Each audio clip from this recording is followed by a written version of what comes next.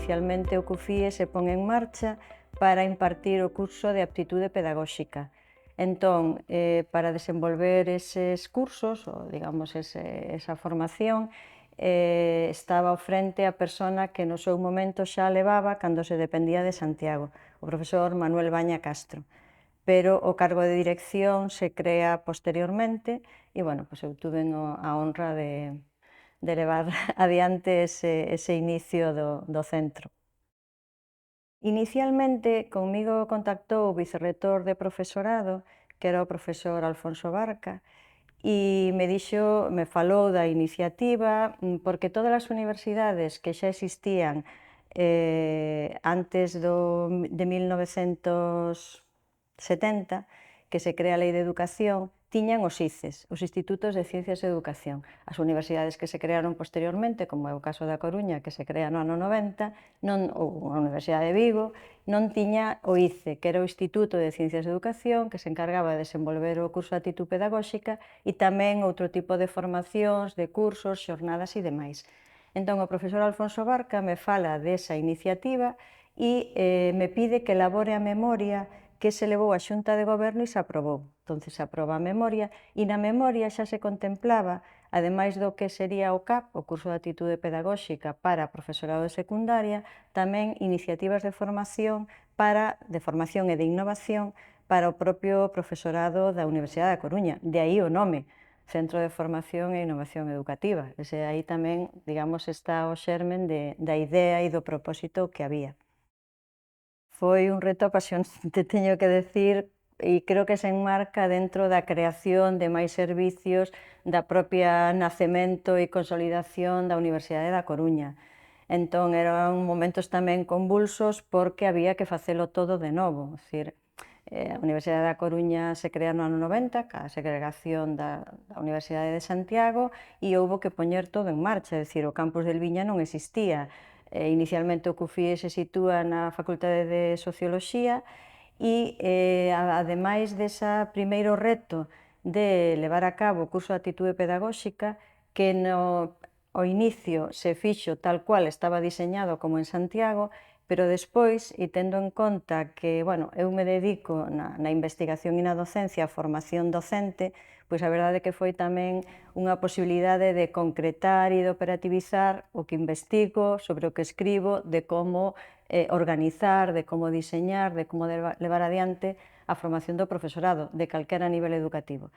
Entón, no caso do CAP, fixemos un CAP propio, cunhas características que melloraban sustancialmente o que se estaba impartindo noutras universidades. Sobre todo, se lle deu moita importancia á parte práctica. Se fixo un plan específico de prácticas do CAP, que non había noutras universidades, se fixeron reunións cos tutores de secundaria, se elaboraban toda unha serie de materiales de apoio, se crearon os equipos, incluso, por exemplo, no caso do antigo INEF, se elaborou un CAP específico para os estudantes, os egresados do INEF, posto que eles xa tiñan unha formación pedagóxica na carreira, entón non tiña moito sentido que estuveran en aulas con xente que viña de outras carreiras nas que non tiñan nada de formación, non? E despois outro reto moi importante é todo o que ten que ver ca innovación tecnolóxica. Creamos tamén o que se chamou Plan Innovate, que incluía non solamente a formación do profesorado no uso das novas tecnoloxías, senón tamén todo o sistema de cableado da universidade, todo o sistema de pôr en marcha as infraestructuras para que a universidade, que foi a primeira en Galicia, que tuvo ese plan, e xunto con ese plan tamén o proxecto ITEN, que significaba Innovación Tecnolóxica e Ensino Multimedia, onde se impartiron cursos, se crearon unhas axudas para profesores que elaboraran materiales curriculares apoiados en tecnoloxía, se crearon os premios á innovación tecnolóxica, todo eso. E tamén se iniciaron cursos de formación para o profesorado universitario. E, sobre todo, se fixeron tamén xa vínculos importantes entre o que era a universidade e a Consellería de Educación, tanto para garantizar as prácticas do CAP, como tamén para colaborar en proxectos de innovación con profesorado de infantil e de primaria. Obviamente, claro, sendo eu da Facultade de Ciencias de Educación, pois todo eso tamén tiña como un marco e un interés máis claro, non? Pero, bueno, eu quería poñer en valor, sobre todo, o Plan Innóvate e o proxecto ITEM, porque, ademais, recordo que me chamaron de varias universidades. Por exemplo, antes de Moodle, existía nesta universidade o que se chama Facultade Virtual, que foi unha ferramenta que se creou para empezar xa a impartir unha parte virtual ou para incluso a futuro se pensaba si podía interesar algún mestrado, algún curso de especialización, sobre todo, por exemplo, para Latinoamérica, de carácter online. É dicir, que fomos bastante pioneiros en toda esta cuestión da innovación tecnolóxica.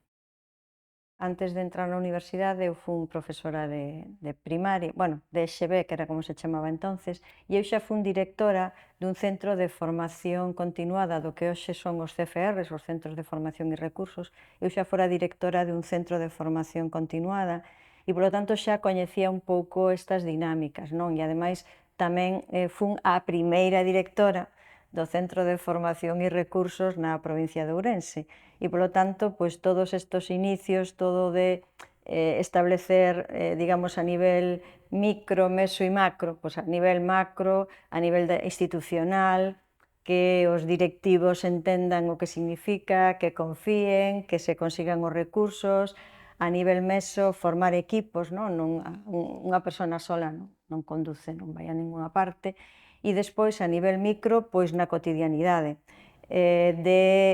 pois eso, o primeiro día que eu cheguei ao que iba a ser o CUFIE, que era unha aula e 2 despachos na Facultade de Socioloxía, había unha silla, unha mesa, un ordenador e unha administrativa.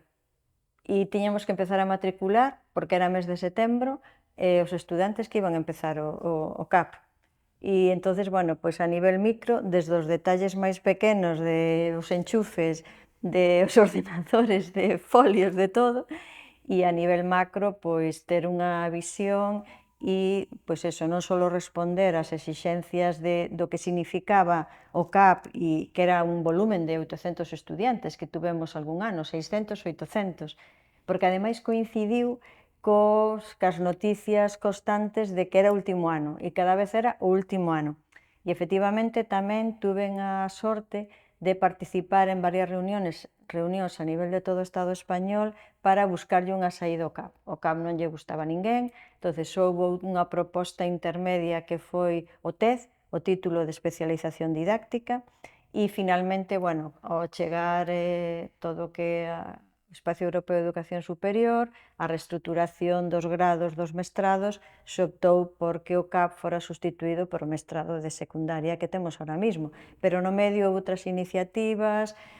Outra das cousas que tamén fixemos foi unha enquisa de necesidades formativas, que agora tamén se fai anualmente, pero nós fixemos unha primeira tamén para ter unha visión de que profesorado tiñamos, non? É unha universidade que se estaba nacendo, había xente que, bueno, xa tiña unha certa experiencia, pero tiñamos tamén moito profesorado novo, que estaba empezando, e eu creo que iso tamén axudou á receptividade das propostas, non? É dicir, xente que empezaba a dar clase e que sabía que había outras maneiras de dar clase, que non era tradicional. E creo que todo iso axudou. Creo que o propio nome reflexa esa intencionalidade e reflexa tamén esa proyección, non? É dicir, non é solamente un centro para o CAP, que para o que realmente que se crearon os ICES e funcionaban os ICES, senón tamén asumindo a necesidade de que o profesorado universitario tamén se ten que formar, tamén se ten que preparar, e incluso non só en aspectos psicopedagóxicos, que son os máis claves, digamos, os que maior deficiencia ten, senón que fora tamén un espacio para a innovación. Xa, de alguna maneira, víamos, e quizás porque as persoas que estuvemos aquí ao frente, por a nosa formación en ciencias da educación, pois víamos a necesidade de empezar a traballar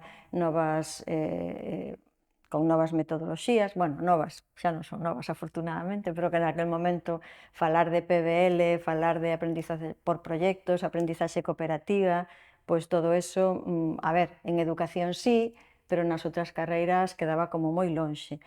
E tamén eu creo que fomos pioneiros e que, digamos, despois, noutras universidades, se crearon xa congresos específicos de docencia universitaria, cando se modificaron os requisitos para a acreditación aos corpos docentes universitarios, xa se incorporou méritos de docencia, de creación de materiais, e nós todo iso xa puxemos en marcha no ano 2000. Entón, creo que nese sentido, sí, fomos visionarios, e creo tamén que merece a pena poñer en valor a credibilidade que tamén lle deu o proxecto que tiñamos as persoas de educación que estábamos máis involucradas, os responsables do rectorado, donde, algún caso lles costou. Houbo reunións e reunións para que entenderan que máis alá da lección maxistral, máis alá da docencia tradicional, e falar de innovación na universidade, incorporar a tecnoloxía, pero a tecnoloxía ao servizo de educación, todo eso no ano 2000, nas outras universidades próximas non se comentaba, e nos aquí fomos pioneiros. E o podo certificar porque en varios congresos aos que fun invitada por toda España, por exemplo, expliquei e foi bastante recoñecido o proxecto ITEN, os premios á innovación, e todo eso creo que foi como unha semilla, foi un xérmolo do que hoxe en día é, que xa non hai que explicar, non hai que xustificar, todo o mundo sabe o que é o CUFIE, e creo que hai hasta peleas para participar nas actividades que promove o CUFIE. A resposta dos compañeiros e compañeiras, sí. A verdade é que, por exemplo, cando sacamos os premios de innovación tecnolóxica, cando sacamos as axudas do proxecto ITEN, pensábamos que igual había que chamar así a xente, oye, mira, preséntate, non. Incluso, algo que inicialmente tamén o mellor non contábamos, xente que temos nesta universidade temos bastantes carreiras, bastantes títulos de enxeñería, e as persoas de enxeñería foron as que se apuntaron rapidamente para empezar a elaborar materiales, apoiados en tecnoloxía. Entón, eso nos deu, creo que, un maior pulo, non? E realmente o problema era despois, os recursos que tiñamos, que sabemos que os recursos sempre son escasos e nunca chegan, pero que pensábamos que nos iban a sobrar, e, conseguimos sacar máis premios e ter máis axudas para poder dar resposta a todas as peticións, e a verdade é que eso foi moi agradable, non? Foi moi reconfortante. Creo que é un centro imprescindible, que unha universidade ten que ter un centro como chámese, creo que o nome está moi acertado, porque é un centro de formación e innovación educativa, me parece que, no seu día yo buscamos e me reafirmo nel. Creo que un centro que xa ten un lugar propio, é dicir, xa non é necesario nin xustificalo nin nada, e creo que é un centro que sigue aportando e que sigue abrindo novas vías, non? Entonces, nese sentido, creo que temos sorte creo que foi tamén ampliando recursos humanos, recursos materiales, é dicir, que creo que ten un lugar moi definido e moi valorado na Universidade da Coruña. A mí me gustaría recordar a todas as persoas que fixeron posible que nacera, tanto o rector que tiñamos naquel momento, a vicerrectora que tamén se empeñou e peleou, que é Rosa Fernández Esteller, que xa está xubilada, claro, o profesor Alfonso Barca, tamén xa xubilada, e despois as persoas que conmigo, a profesora Neves Arza, que foi a primeira que levou adiante o novo CAP da Universidade da Coruña, con esas características moi melloradas do que era o CAP noutras universidades, e a moitos profesores e profesoras, tanto da universidade como de primaria e de secundaria, que colaboraron no que foi a posta en marcha do curso de Actitude Pedagóxica na Universidade da Coruña. Aos tutores e tutoras dos centros de secundaria que colaboraron, que ademais tiñamos reunións con eles a principio e ao final, fixemos unhas xornadas de formación de tutores para que entenderan a importancia da formación de profesorado de secundaria, eso nesa parte, non? E despois tamén agradecer a profesores e profesoras das distintas universidades españolas que aceptaron, é verdad que lle prometíamos marisco e albariño, non? Pero que aceptaron vir a Coruña, que non sabían que na Coruña había unha universidade, a impartir os primeiros cursos, profesores que ahora vexo que siguen vindo, os cursos todos de tecnoloxía educativa, pero tamén cursos de metodoloxías, cursos tamén de cuidado da voz, é dicir, bueno, creo que todos contribuímos, por suposto tamén os seguintes directores e directoras que houbo e o seguinte staff, non, do rectorado e demais, que fixo que o CUFRI continuara. Os inicios foron moi ilusionantes, creo que foi exitoso, pero é verdad que co paso dos anos, pois a veces as institucións, bueno, perden un pouco de fuelle, como se suele decir. No caso do CUFIE creo que está sendo todo o contrario, entón creo que efectivamente todo o mundo apostou por este centro e que houbo pois moitas persoas que o fixeron ben e que o éxito tamén, digamos, fai que todo sea máis fácil e que a xente siga matriculándose nas actividades, que se sigan pensando novas actividades, que se abran pois outras vías de traballo como todo o que ten que ver ca inclusión, que vexo que tamén nós, por exemplo, esa liña non a tiñamos ao principio, e a liña de tutoría tamén, que tampouco estaba ao principio. E, bueno, pois desa memoria inicial que eu elaborei, que a min se me pediu, pois creo que mellorou e que se ampliou, que é tamén do que se trata, é dicir, foi medrando, xa con 25 xa é super maior de edad e creo que nese sentido, bueno, unha delicia.